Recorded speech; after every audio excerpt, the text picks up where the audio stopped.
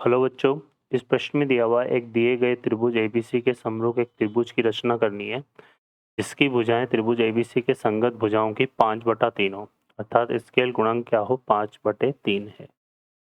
तो हल करते हैं बच्चों प्रश्न को। अब इस प्रश्न में देखो, इस त्रिभुज की रचना करने के लिए पहले हमने यहाँ एक त्रिभुज ले लिया ए बी सी, ठीक है।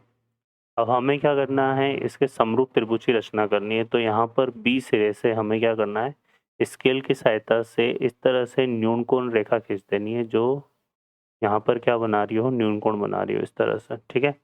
अब इसके बाद हमें क्या करना है, यहाँ पर जो हमें दिया हुआ है, यहाँ पे 5/3 दिया हुआ है, तो अंश और हर में जो भी बड़ी संख्या है उस बड़ी संख्या के बराबर इसके हम क्या कर देंगे, खंड बना लेंगे। तो यहाँ से हम प्रकार की सहायता से खंड बनाएंगे। जैसे यहाँ पर बड़ी संख्या 5 है तो 5 खंड यहाँ से बना लेंगे। ये हो गया B1, ये 2, ये 3, ये 4 और ये 5, ठीक है ना। तो इसको नाम भी हम दे देते हैं। ये हो गया B1, B2, B3, B4 और B5, ठीक है। अब इसमें हमें क्या करना है, यहाँ पर देखो ये जो खंड बना हुआ है, अब इस पर स्केल रखेंगे, ठीक है ना, यहाँ पर। तो इसकी सहायता से इस पर यहाँ पर हम इस तरह से एक चाप बना लेंगे। अब B4 से पहले तो ये जो B5 है इसको स्केल की सहायता से C से मिला लेंगे इस तरह से, है ना, ठीक है। ये आ जाएगा हमारे पास। अब यहाँ पर देखिए, ये जो B5 है हमने स्केल से मिला लिया। अब यहाँ पर हमें क्या करना है, इस तरह से कोण ले लेना है। यहाँ पर इस तरह से ये कोण लेना है, इस पॉइंट पे रख के प्रकार की सहायता से, और एक यहाँ रखना है और इसको इस तरह से चाप बना लेना। अब B4 की सहायता से इस तरह से बनेगा।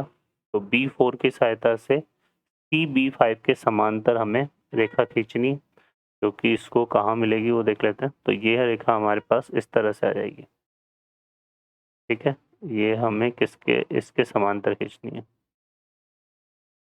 फिर ये आ जाएगा, है ना। फिर यहाँ पर भी हम इस तरह से करेंगे। यहाँ पर यहाँ पे एक कोण बना लेंगे इस तरह से, और फिर एक इसकी सहायता से हम कोण बनाएंगे, ठीक है ना, इस तरह से। और फिर यहाँ पे ये हमने बना लिया, ये आ गया।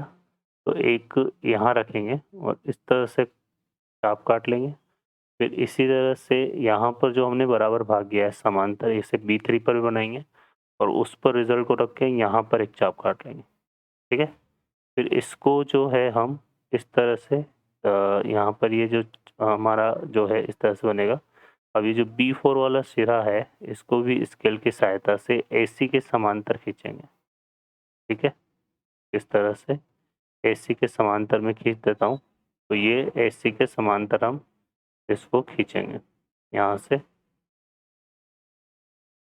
ये आ जाएगा हमारे पास कुछ इस तरह से। जब हम इसको खींचेंगे तो ये बन जाएगा, ठीक है बच्चों, है ना। तो ये हो जाएगा C डैश और ये हो जाएगा A डैश, ठीक है। तो यहाँ पर ये जो त्रिभुज बना है A dash B C dash, ये समरूप होगा त्रिभुज ABC के, जहाँ पर भुजाओं के जो अनुपात होंगे, है ना।